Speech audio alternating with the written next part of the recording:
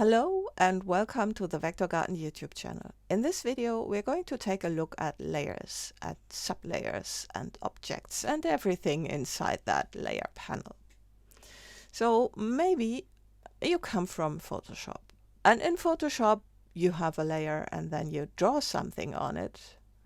And when you watch the layers panel, then not a lot is happening in there. So the thumbnail of the layer changes, but apart from that, nothing else. You change the colors inside that layer and that's it. This is not the same in Illustrator.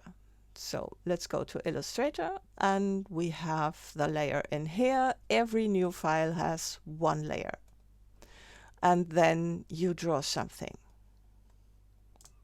Like so, I'm taking the ellipse tool and then drawing the circles, and then I can press the spacebar and still move them around, like so, in order to build my clouds in here. So, like so, and I'm going to pick up a color there, and then let's draw this, apply a darker color, and then I'm going to cut this and paste it behind. And then let's delete that one, like so. Okay. And you see that in the layers panel, all these things have been added, these ellipses. So these ellipses are the objects that your ellipse tool created. And that's why they are called ellipses. And that happens because Illustrator does not automatically merge them, but they are all still single ellipses, and I can still grab them and rotate them or move them around or scale them and edit this until I like it or until the client likes it. And I can make copies, and let's make it like so. Now, these elements are sometimes called sublayers, but they are objects. If you want to have a sublayer, then this can be done by pressing this button down here, which creates a new sublayer. And on that new sublayer, you can have even more objects. And when you take a look at that sublayer, then they are inside of it. Like so. They are all inside that sublayer. And they are even deeper nested in this hierarchy of layers. Now this only appears when you have a certain option not checked. So let's go to the panel options, and there's show layers only.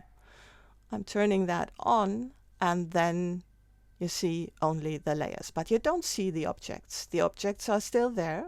You can select them, but you do not see them in the layers panel. So this is kind of going blindfolded, and I don't like that. So let's go to the panel options and turn that off, and then I'm going to see that again.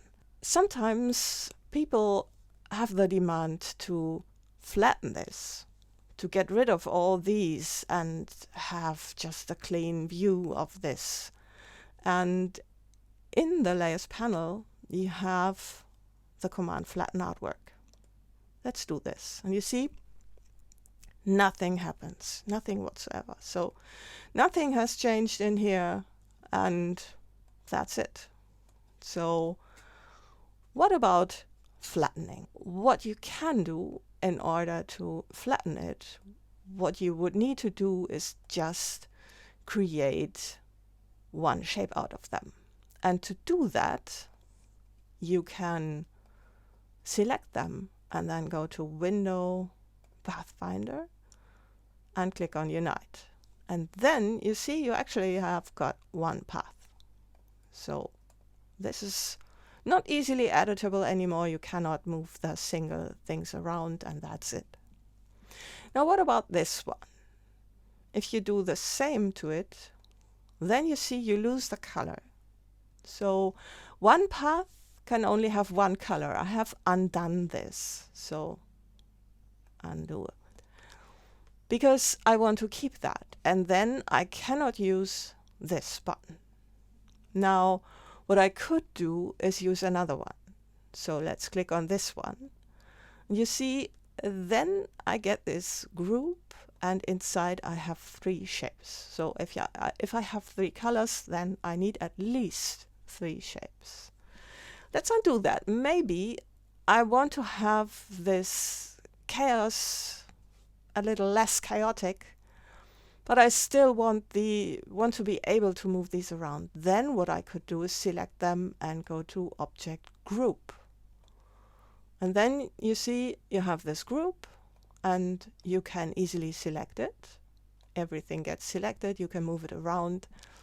And if you need it, you can still ungroup it or go inside of this group and move everything around. So that would be kind of a compromise.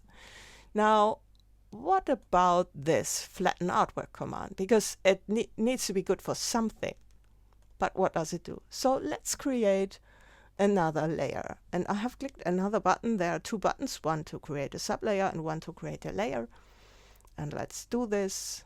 So I'm going to create some shapes on it, like so. And then we have 2 layers inside of this. And now I can use flatten artwork. And you see what it does is it puts all of these on one layer.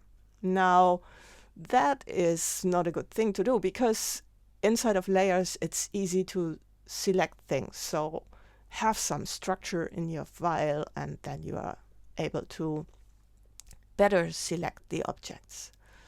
So the flatten artwork doesn't do what you might want to, and takes away the editability of the file.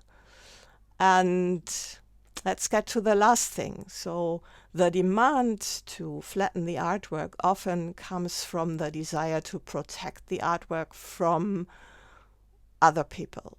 So here's the bad thing, because you cannot protect vector files. If you give away an EPS, an SVG, a PDF, or an AI file, then people who have the necessary software to do that will always be able to edit the file. You can't protect it. So I hope that made things clearer and helps you with the layers.